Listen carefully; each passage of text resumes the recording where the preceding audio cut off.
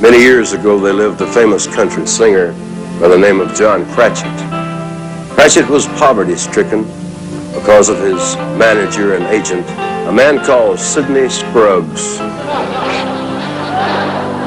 Scruggs was a miserly man who kept Cratchit working year after year without a break. And on one very cold December morning, at the turn of the century, John Cratchit was summoned to Mr. Scruggs' office. 1001, 1002, 1003. You know, it's funny how time flies when you're enjoying yourself. 1,000. All right, Cratchit, now what is it? You know I'm a busy man. What do you want? You sent for me, Mr. Scruggs. Well, now, let's not have any of your lip, Cratchit. You know Glenn Campbell isn't that busy. Yes, sir. 1004. Sorry. Sorry, don't feed the bulldog. Oh, and incidentally, what is this bill for? A guitar string, 10 cents. Well, you see, I broke a string on my guitar. And you bought a new one. Well, you know, Cratchit, you are a spendthrift. You should make do with the other strings on your guitar. There's not any other strings on my guitar. Well, learn to play the wood. Well, Mr. Scruggs, I need money for food and clothing and... Boo! Cratchit, that's a bummer. But Mr. Scruggs, how about some money to fix up my house? And we got bed bugs and ants and termites. Humbug! Yeah, we got some of them, too, I think. Now, look, Cratchit, you're working. Don't you understand? I've set up another tour for you. Oh, but Mr. Scruggs, no. Tomorrow night is Christmas Eve. My family, my children, they'll all be looking down the path to see their dear old daddy come home. Their noses will be pressed against the window pane. They'll all be there to meet me, arms reaching, smiling sweetly, when again I touch the green, green grass of home. Cratchit, that's beautiful. But the thing is, Cratchit, you're working. Tomorrow night you play Houston, Abilene, Kansas City, and Toledo. And the next night you open in Hawaii. Oh, and incidentally, as you go west, be sure you get gas in San Francisco because it's the last stop before you get to Honolulu. Get your grubby little fingers off. Well, things looked mighty bleak for John Cratchit. He wouldn't be able to spend Christmas Eve at home with his wife and children, but they weren't downhearted. Because what they lacked in material means, they more than made up for in happiness. And they all loved to sing. Okay, don't worry about it, kids. Don't worry, okay. Oh, quiet. Here comes Daddy now.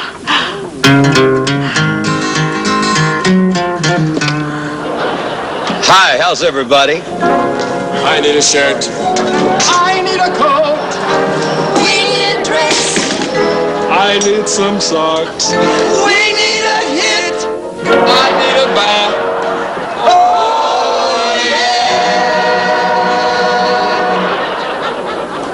yeah. Honey, we don't have much, but one thing about it, the family is always singing. I know. It's what's driving me crazy. And how's Tiny Tom today?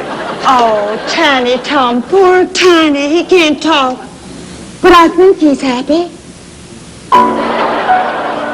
Honey, I have some bad news for you. I'm afraid I won't be able to spend Christmas Eve with you and the children. Why, that mean old Mr. Scruggs. You mean he's not going to let you spend Christmas Eve at home? Sorry. Oh, but we'll want you here. And we'll need you here. And we'll be here waiting to meet you. Arms reaching, smiling sweetly when again we touch the green, green grass of home. I tried that, honey, but I still have to work. Well, just never mind, dear. Just sit down, relax. Relax, dear, and I'll get supper ready. Oh, thank you. That's a good idea. Where are my slippers? That's what we're having for supper. So good.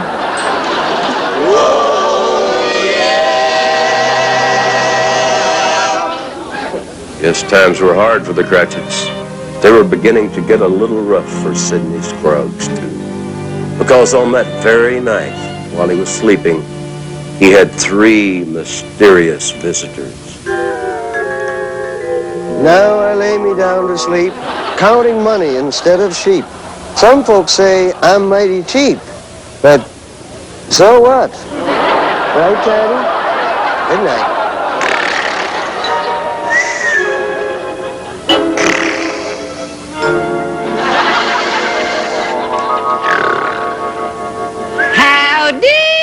Howdy, big spender.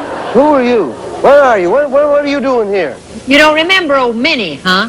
Well, I was your slave for years, and now you're trying to do the same thing to poor John Cratchit. You're nothing but an old, cheap, miserly, heartless skinflint. You left out disgusting. I can't remember everything, but I can remember the way you treated me. All right, Minnie. What is it you want from me? I want you to help the Cratchits. They're all very unhappy. I know that, Minnie, but happiness isn't everything. Scruggs, each dollar you make forges another link in the devil's chain. Is that what you want? Satan's necklace? Well, maybe a small bracelet. Oh, I've got to go now, Scruggs. I have someone a little more important to honk. Who's that? Colonel Sanders. Ooh, that finger looking good.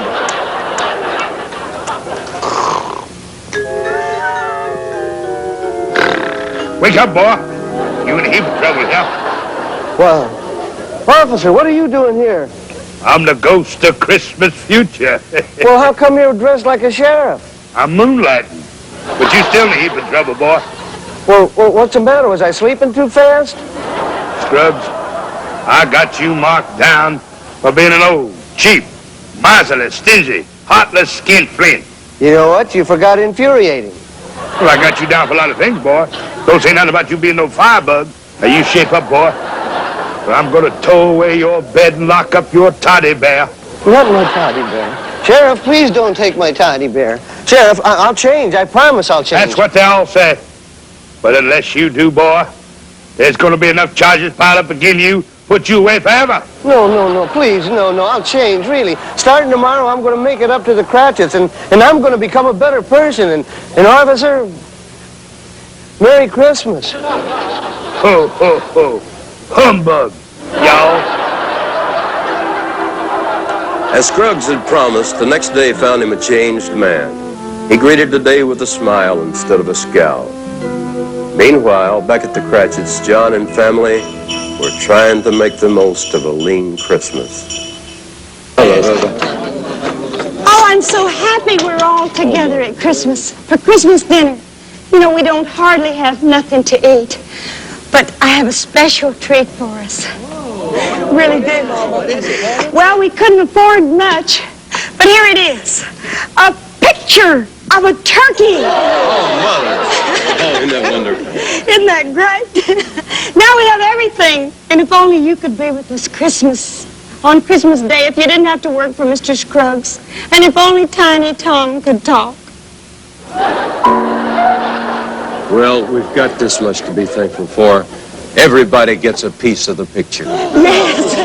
If only we had a picture of some cranberry sauce. Wouldn't that be great? Come in, and welcome to the Cratchits. Ho, ho, ho. Santa Claus. Are you really Santa Claus? No, I'm building a boat in a bottle, and I dropped in to see if you can tell me where I can get a very small jar of poop deck polish. Hey, that ain't Santa Claus. That's Mr. Scruggs. You're right. You are absolutely right. I am Mr. Scruggs, but I am a new Mr. Scruggs. John and June, I know, have been an old, cheap, miserly, stingy, heartless skinflint.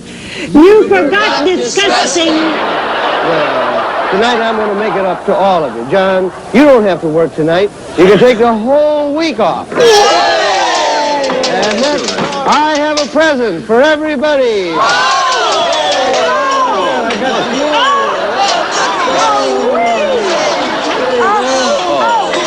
Here, Tiny Tom. Here, honey.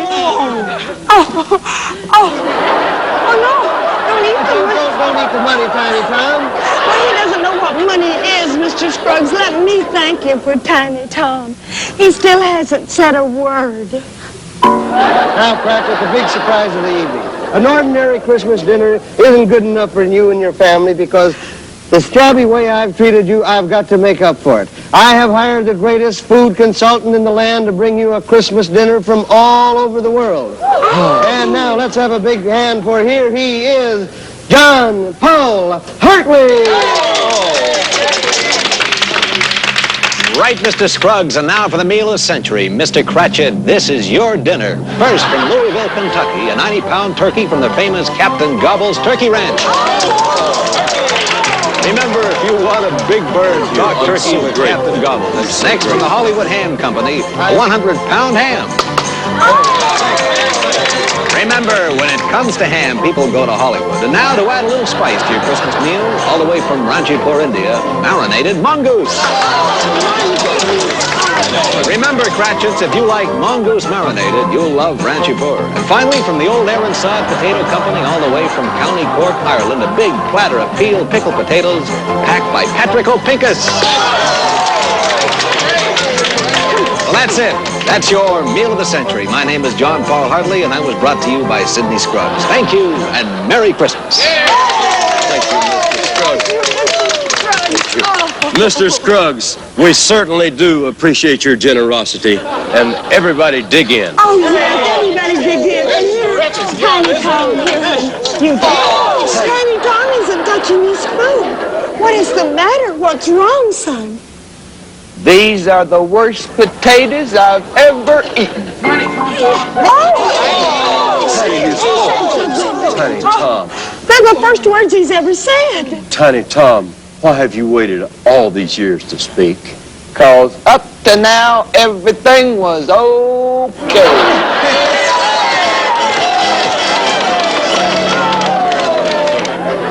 Well, that just about ends our story, but John Cratchit went on to become a very popular performer until his manager, Sidney Scruggs, decided to change Cratchit's name. Now today, if somewhere in this land you should see a sign or a poster saying, now appearing, a boy named Sue, go in and give him a listen, would you? He sure would appreciate it.